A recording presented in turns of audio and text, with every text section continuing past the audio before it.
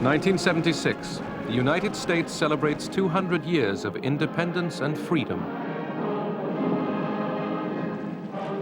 A vigorous Jimmy Carter was heading for the presidency.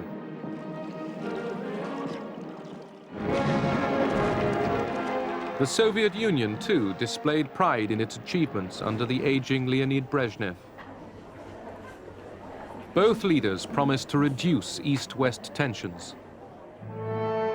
But within 4 years, the promises had turned to anger and mistrust. The Cold War was far from over.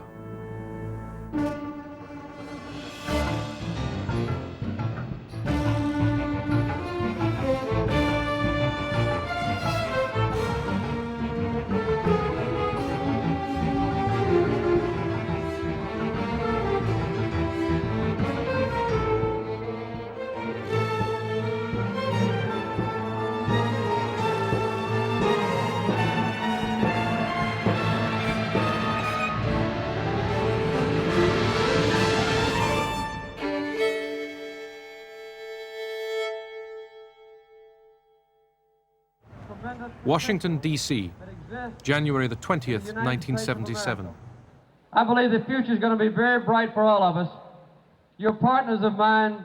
Together, I'm sure we'll reach for greatness, and we'll never disappoint the people who put their trust in us.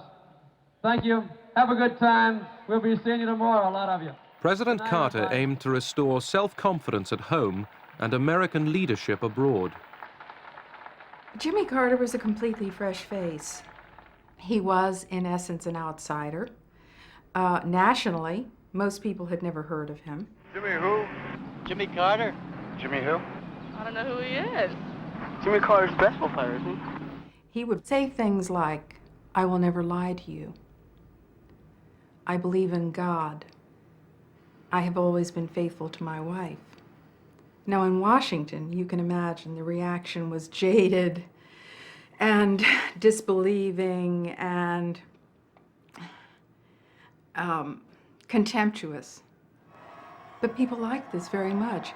They wanted someone who was fresh and someone who was new and someone who was unsullied by the traumas and problems and corrosion of the past.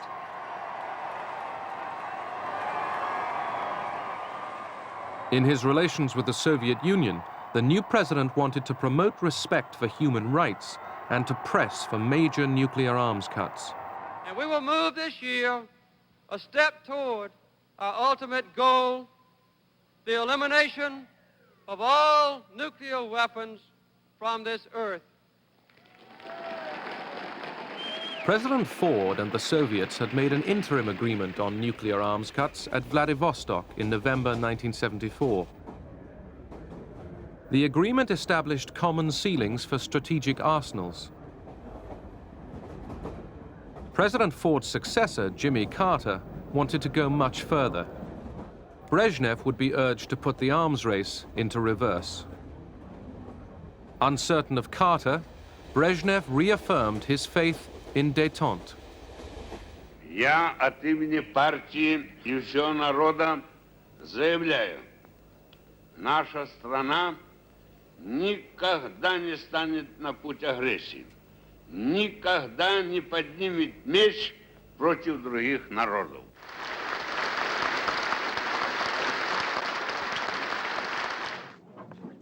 Carter sent Cyrus Vance, his Secretary of State, to Moscow with a set of proposals. One called for radical cuts in strategic arsenals, well below the Vladivostok levels. Vance had given Soviet Ambassador Dobrynin a preview of Carter's aims. The morning we departed for Europe, Vance met with Dobrynin and, in effect, gave him the details of the proposal that he would present to Mr. Gromyko a few days hence. Dobrynin said what he had said to us all along. It's Vladivostok, marginal cuts, or nothing. The Soviets bluntly rejected the American initiative. Our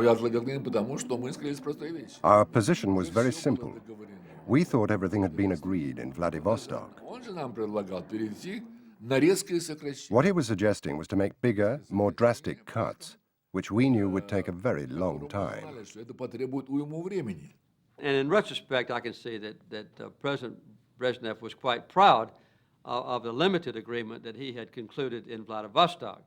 And to have a new American president come in and say, that is not good enough, let's do much more, and do it quite rapidly, took him by surprise.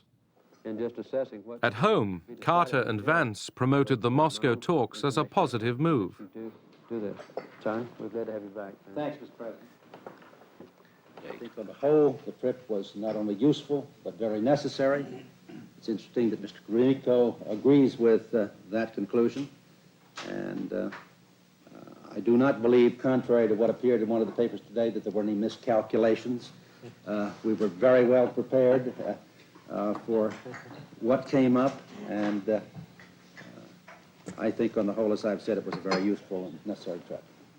Other aides were less confident. The Vance mission was a big disappointment to us. The Russians adopted a very intransigent attitude, and that was a disappointment to those who thought that perhaps we could start the new administration, the Carter administration, with some wide-ranging agreement with the Russians. It became clear that this would be much more difficult. I think most of us on the American side knew the fat was in the world publicity fire. That here the Carter administration had gone to Moscow with new hopes, new dreams to limit the nuclear arms race, and had failed. That it meant somehow we didn't understand the Soviets, that the Carter team was inept, and that we would not be able to manage Soviet-American relations. So this was to be a deep stab wound. Carter proposed a 3% increase in the American defense budget. But those who saw détente as a trap demanded not parity, but nuclear superiority. There was a strong view that détente was not working, that the United States was becoming progressively weaker. The Soviet Union, not only progressively, stronger in relationship to the United States and the West, but also more aggressive. Новейшие достижения наших ученых, инженеров, рабочих воплощены в оружии армии и флота. И прежде всего в вооружении ракетных войск стратегического назначения главной ударной силы советских вооруженных сил. Мы в одной из частей ракетных войск. The Soviets were still pouring resources into their military buildup.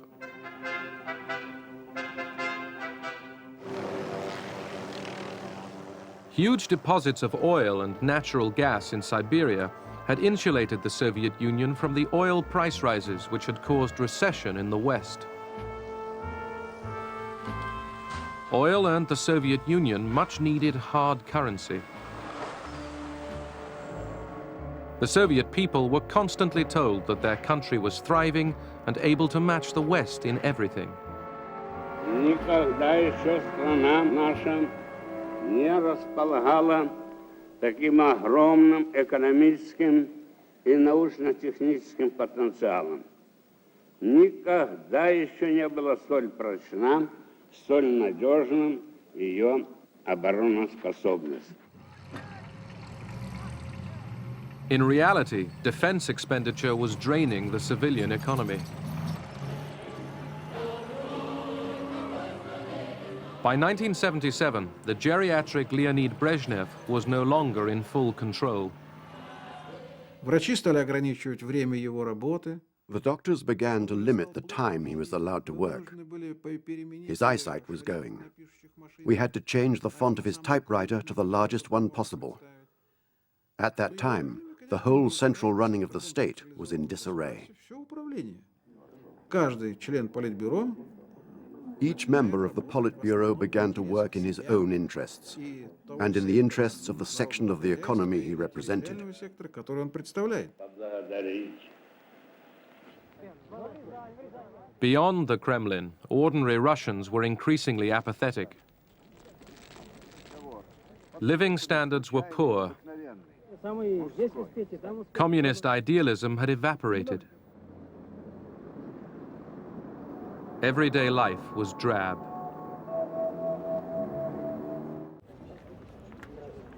Détente had not changed the Soviet Union's repressive ways. The pressure to respect human rights increased East-West tensions. In 1975, Brezhnev, Ford, and 33 other leaders had signed the Helsinki Declaration. For the first time, the West had a powerful political weapon to defend the cause of human rights behind the Iron Curtain. Thanks to the Helsinki Accord, which the Soviets saw as just a piece of paper, the attention of the world media turned to our cause. Suddenly, the American Congress was dealing with it. Heads of state were dealing with it. It started influencing the whole character of relations between East and West.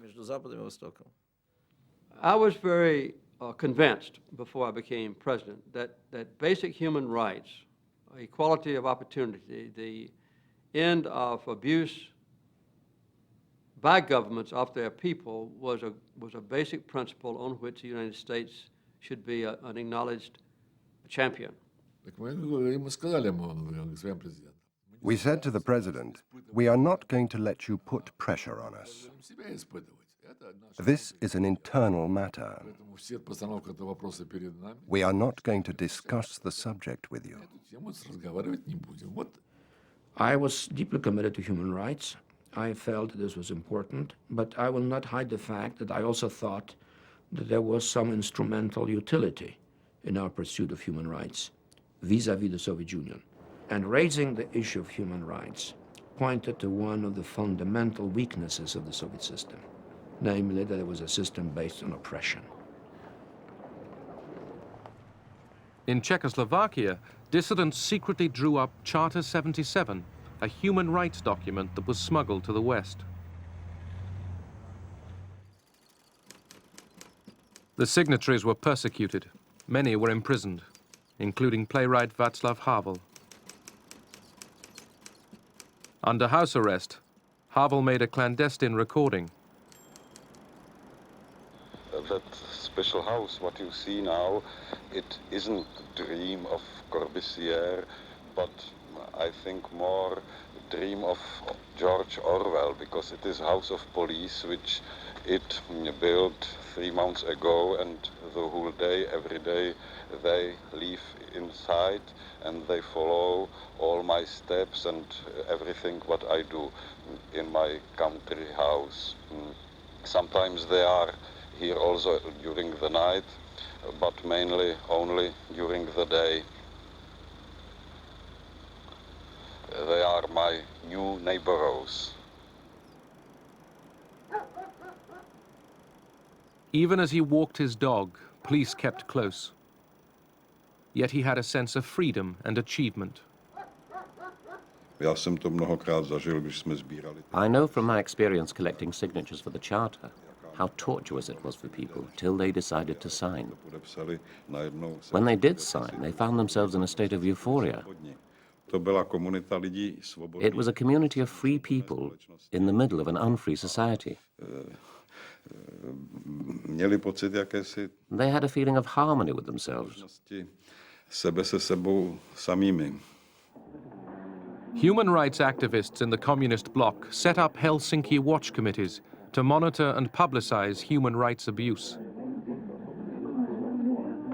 Close links with the Western media were forged by dissidents such as physicist Andrei Sakharov. То, что можно назвать словом «мы», это действительно очень небольшая группа людей, которые позволили себе говорить то, что они думают. И мы в этом смысле, это не политическая партия, рвущаяся к власти, это морально-этическая оппозиция существующей власти, причем стремящаяся к реформам, а не к каким-то революционным переменам. Systematically intimidated, dissidents ended up in KGB prisons. Опасность диссидентов была в том, что их критика The threat was that their criticism of the Communist Party партии and the socialist way of life would become a platform for attacking the regime. платформу, так сказать, критики всего строя, который существовал в стране. It could turn into an organized political force. Идеологически будет господствовать в массах, а завтра это перельет. That was what we were afraid of. Вот этого и боялись.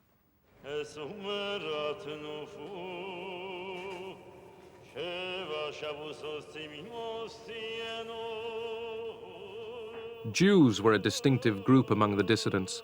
They claimed the right to leave the Soviet Union, but many were refused exit visas and became known as refuseniks.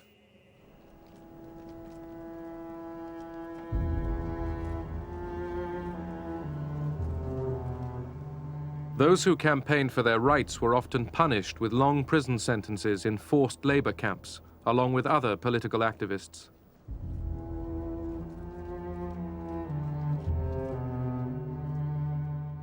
One refusenik imprisoned in Latvia was Yakov Raskin. The whole territory was surrounded by armed guards with dogs. The door would open, and we would be split up into work groups, 5 people in each group. Then, in a few seconds, we had to jump into those trucks, and it was like a closed cage inside. I could see people outside in the streets. Everyone was getting on with life, and I was jealous of them all. I was envying them, and my heart was aching.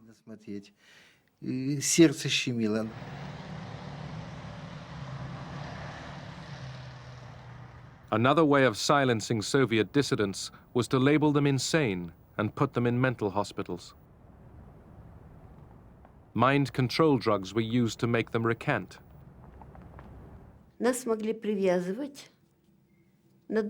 They would tie us up for long periods. They gave us handfuls of drugs 3 times a day, so the body couldn't stand it anymore. I was dumb for 2 years. I couldn't speak. My whole mouth and jaw were paralyzed. My tongue was swollen. My arms and legs were shaking. I was dribbling. I couldn't eat. I couldn't unclench my teeth to force the food into my mouth. Soviet doctors who exposed the psychiatric abuse to the West risked imprisonment. Dr. Anatoly Karyagin was jailed for 12 years. I said to myself, I can't be silent when people are kept in psychiatric hospitals for their political beliefs. We can't live on our knees like slaves when they do these things.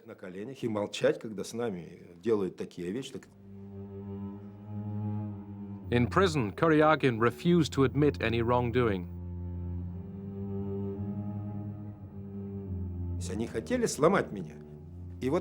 They tried to break my will. In January, they opened all the doors, letting in the cold air. They poured cold water on me. My body came out in huge pimples. They put a bowl of hot water next to me and said, "Wash yourself." I just lay there next to that hot water because I was protesting. It was like having food put in front of you on a hunger strike.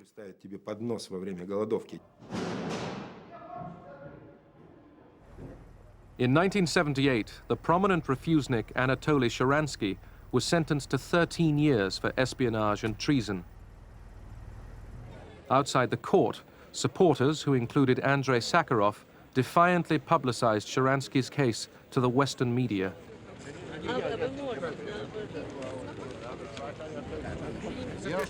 The KGB and the police looked on.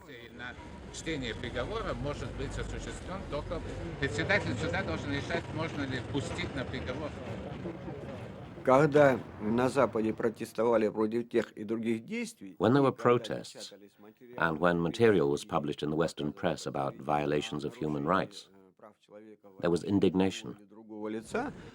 Сразу было, естественно, возмущение. The KGB reaction was, those wicked people have penetrated our defenses and published information in the West.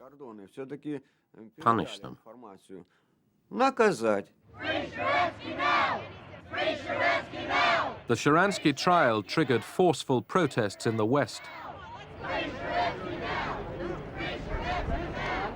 The fate of political prisoners became a key issue in American politics. The trials which began yesterday in the Soviet Union have serious implications for the future relations between the United States and the USSR. The United States Congress and the Helsinki Watch Committees monitored Soviet behavior. But I'm not at all a specialist in regard to military matters. But I do not trust the Soviet government. The evidence of human rights abuse inflamed anti-Soviet feeling in America.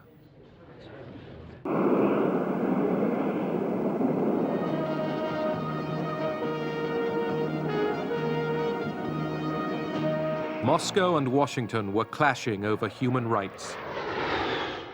They were updating their arsenals. Yet they stepped up negotiations for a new arms limitation treaty, SALT II.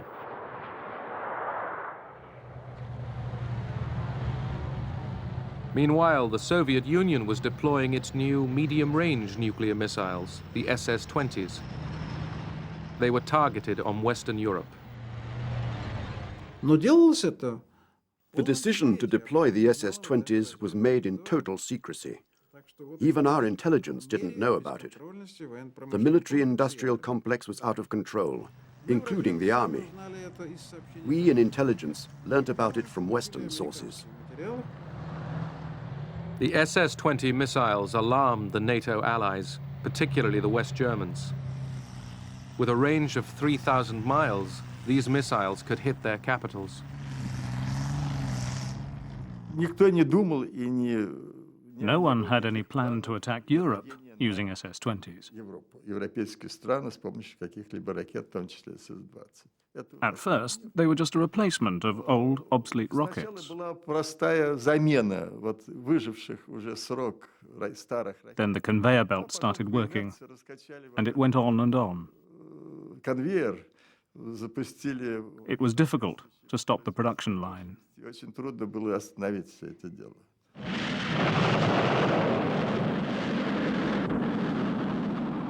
Yet the new Soviet missiles were not on the agenda of the SALT II negotiations. Und es war in meinen Augen gefährlich. In my view, it was dangerous that the Americans refused, for such a long time, to include the Soviet SS-20s in the ongoing arms reduction talks. In die laufenden Rüstungskontrollverhandlungen. I remember being somewhat startled when Chancellor Schmidt started making a big issue out of the SS-20s. But then I came to realize that, in a sense, he was right, namely that the SS-20, while perhaps not a decisive military weapon, posed the risk of decoupling Europe's security from America's, namely of posing before us the dilemma that maybe Europe was threatened by nuclear devastation, but that we were not, and therefore should we risk the devastation of our own people and our own cities in order to protect Europe. We had all sorts of counters in Europe. We ourselves had thousands of nuclear weapons in Europe, cruise missiles, tactical aircraft. We could have responded at any level. But it was almost impossible to make that case successfully because everyone was so nervous about being accused of not being tough enough on the Soviet Union. The West adopted a twin-track policy.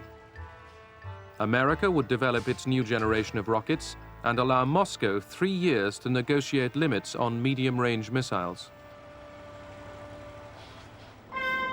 If no agreement was reached, nuclear-tipped American cruise and Pershing weapons would be stationed in Europe and targeted on Soviet cities. America's handling of the negotiations troubled the German chancellor. Sie immer noch in Sachen ihre Verhandlungen mit den Sowjets They still didn't push the Soviets strongly enough on the issue of a mutual withdrawal of medium-range missiles. Ich kann mich erinnern, dass I remember the Soviet Prime Minister, Kosygin, Kosygin with undisguised triumph said, mir gesagt hat, "The Americans aren't mentioning the SS-20s at all, die SS-20-Frage gar nicht auf. so you're completely isolated." Also du bist ganz isoliert.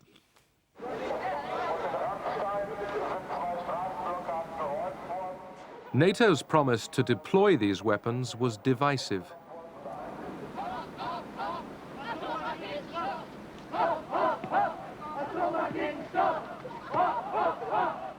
In Western Europe, fear of the missiles created a new mood of resistance to the arms race. Bedrohlich war immer das Teil der militärischen What was always dangerous was that Germany would become the nuclear battlefield. Schlachtfeld verwandeln sollte. That made the people very upset and angry. Aufgebracht, weil es von da an klar wurde, It was now crystal clear that military armament did not bring security. jeder Sicherheit It actually undermined our society's safety. Boden entzieht. The peace movement gained increasing influence in German politics.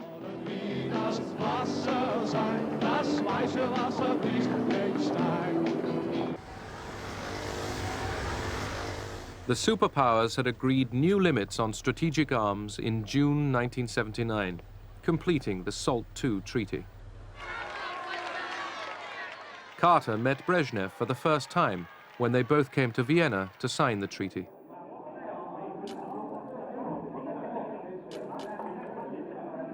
But Carter's plans for detailed talks with Brezhnev fell through.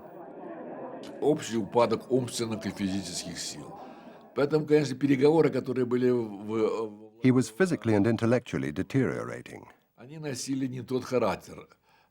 Картер очень Carter hoped that he would be able to speak without papers on a wide range of international issues. вообще про международные положения, But Brezhnev was in no condition to do that. дискуссию провести. Брежнев был не в состоянии. His abilities were limited by his meager knowledge and by his poor state of health. Знаниями очень довольно скудными, и познаниями, и к тому же состоянием. When I proposed that we make these changes in nuclear weaponry, he said, God will never forgive us if we don't succeed. And, coming from a leader of an atheistic communist country, this surprised everyone. I think the most surprised person at the table was Gromyko, who looked up at the sky like this and did his hands in a peculiar way, as though this was a shocking thing for Brezhnev to say. Договору СВ-2 он давал возможность ограничить... The SALT II agreement made it possible to limit the arms race. Потому что в то время уже вот... This was very important to the Soviet Union. ...вводились на вооружение, и не только стратегическое. Because at that time, our expenditure on all weapons had begun to have a negative effect. It was affecting the growth of production. It was affecting the living standards of the population. Essentially, that agreement was what was agreed to in Vladivostok. We had done some things to it, I think, to improve it, clarify. But in terms of cuts, they were more or less what had been agreed to 3 years before. And in terms of limits on the developments of new weapon systems, there were none. So we had labored for almost seven years and produced an arms control mouse. Ну, во время подписания, там вот уже потом уже мы шутили, разговор... So the treaty was signed. Marshal Ustinov asked Gromyko, are they going to kiss each other? Because Brezhnev liked to kiss. Gromyko said, I don't know, we'll see.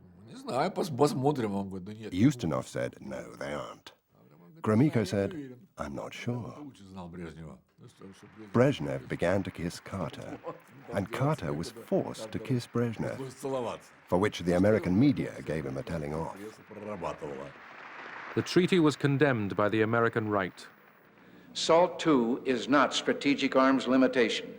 It is a strategic arms buildup with the Soviet Union authorized to add a minimum of 3,000 nuclear warheads to their already massive inventory. The Carter administration's principal argument for ratifying SALT II was that no one will like us if we don't. You know, isn't it time that we made him understand we don't really care whether they like us or not? We want to be respected.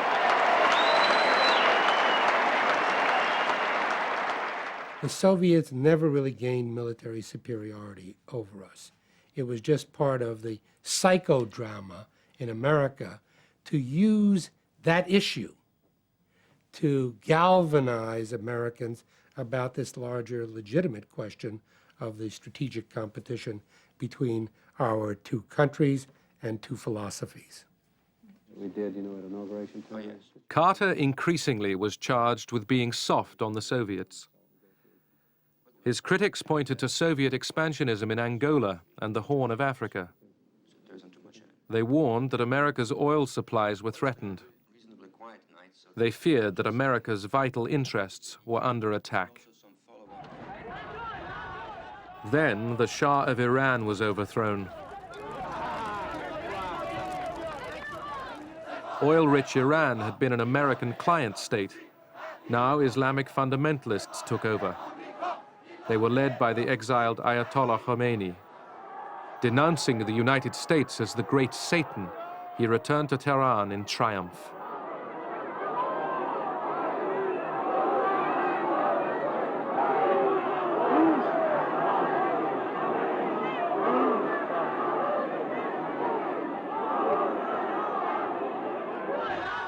A siege of the American embassy ended with all diplomats taken hostage. A failed rescue attempt sealed America's humiliation. The crisis in Iran heightened our sense of vulnerability insofar as that part of the world is concerned.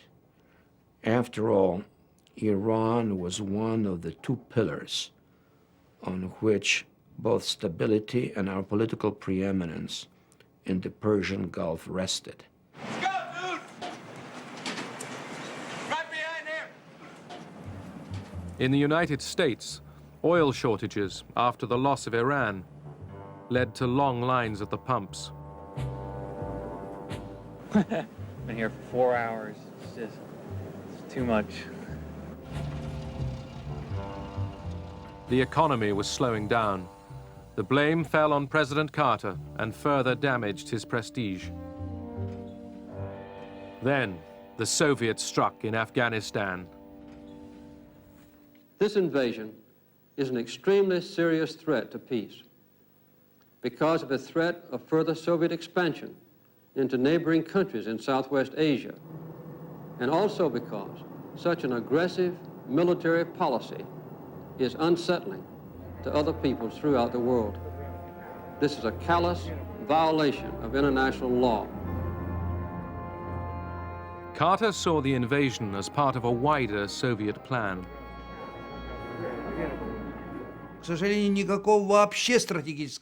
Unfortunately, there was no strategic plan at all. Events were developing chaotically. In Angola and Ethiopia, as well as in Afghanistan, Soviet policy became the hostage of unfolding events.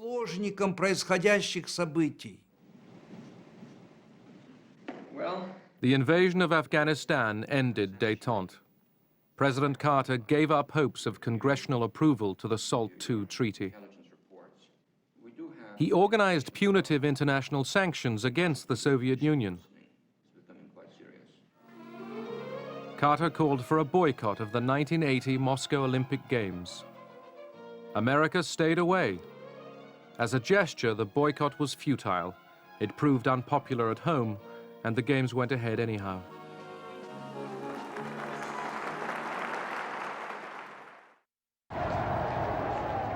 In Poland, the Russians faced a fresh challenge. The new Pope, Karol Wojtyła, visited his homeland. He called on his flock to recapture control of their destiny. Przełamano wówczas, It broke down the barrier of fear. ale i dla społeczeństwa, We saw that if we could stick together in solidarity, solidarni the authorities would have less power. wiele może.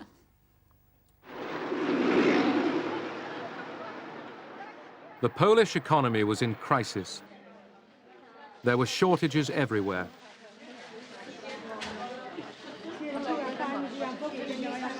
Western loans had been squandered, and the country was burdened by foreign debt.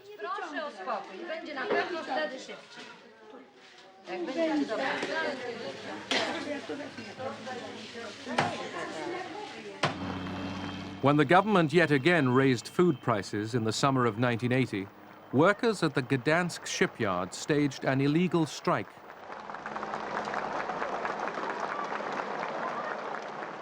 The strikers drew up a 21-point list of demands and refused to leave the shipyard until they were met.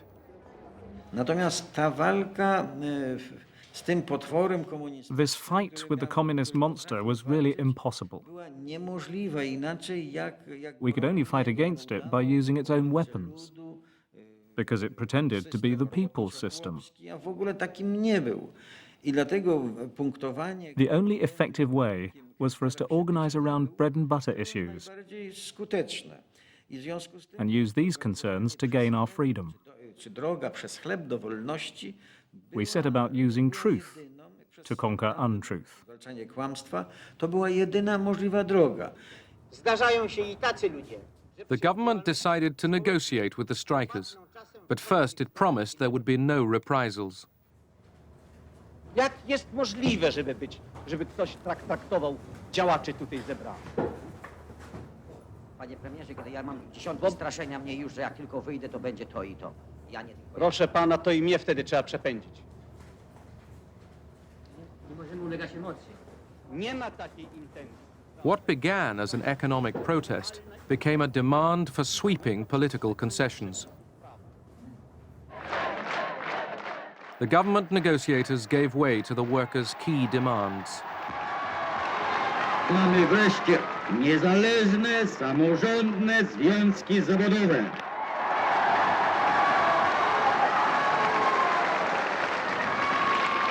Mamy prawo do strajku. The workers were joined by intellectuals. Together they formed a new movement, Solidarity. Support spread throughout Poland. Był pierwszym w życiu For the first time, they had a taste of being citizens, to jest with civil liberties, which you don't forget. życie dotychczasowe w ustroju komunistycznym. To For someone who had lived under communism, it was like a narcotic or fresh air. negatywnie ten podział narkotyk, od którego się uzależnia. Pozytywnie jak zasmakowanie świeżego powietrza. It was like having your identity for the first time. Solidarity was given massive coverage in the Western media.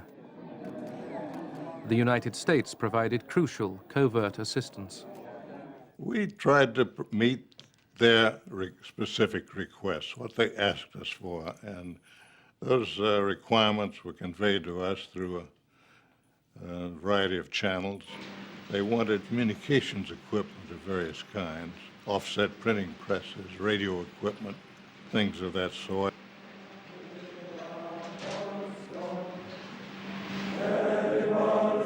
Solidarity became increasingly defiant.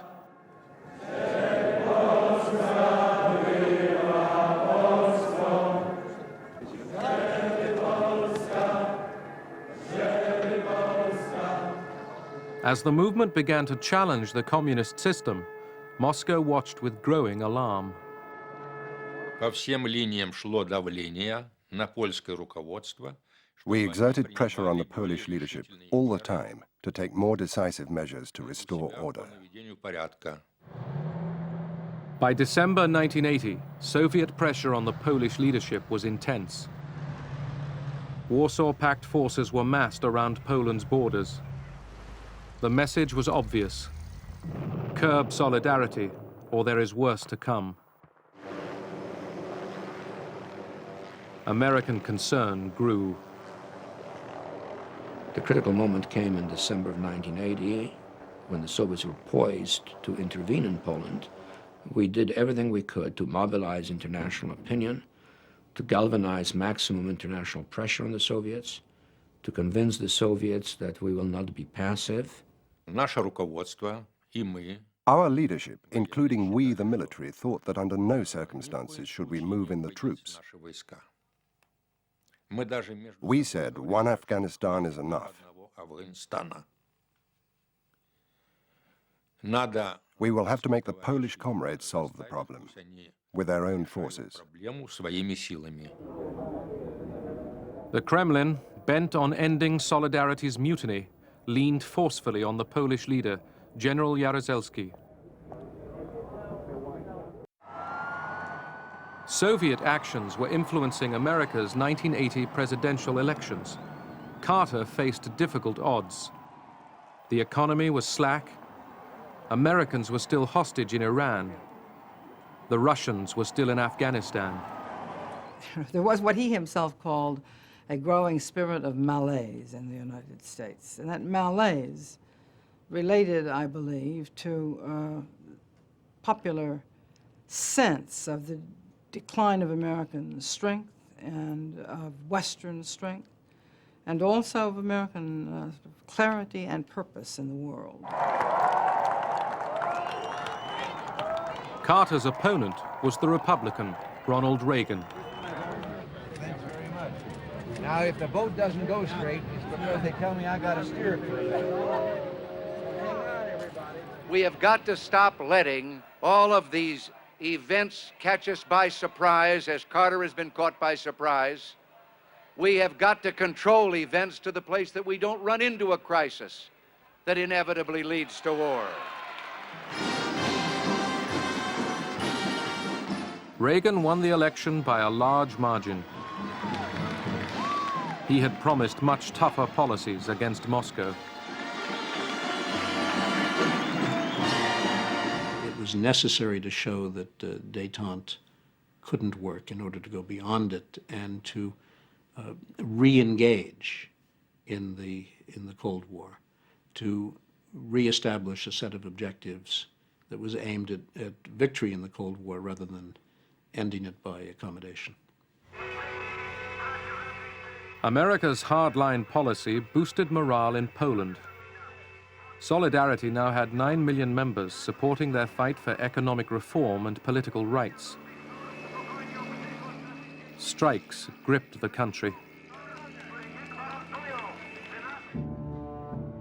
The Soviets were tightening the screws on the Poles. Brezhnev pressed Jaruzelski to plan countermeasures. Ja otrzymałem posłanie od Breżniewa. To posłanie miało charakter I received a letter from Brezhnev.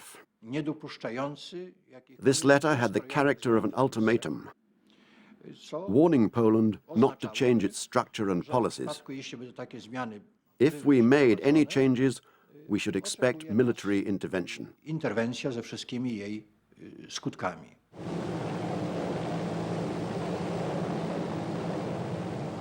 On December 2nd, 1981, a fireman's strike was crushed by riot police.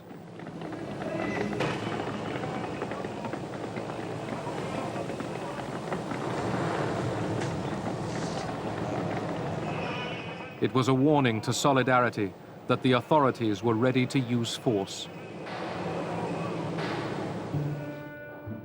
On December 12th, Solidarity met to plan a nationwide strike.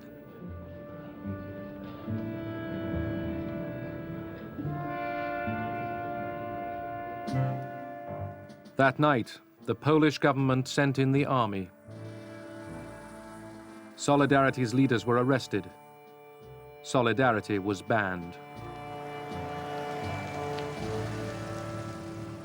President Jaruzelski declared martial law.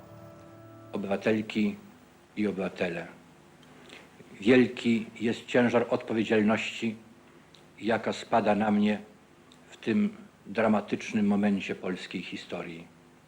Obowiązkiem moim jest wziąć tę odpowiedzialność. Chodzi o przyszłość Polski.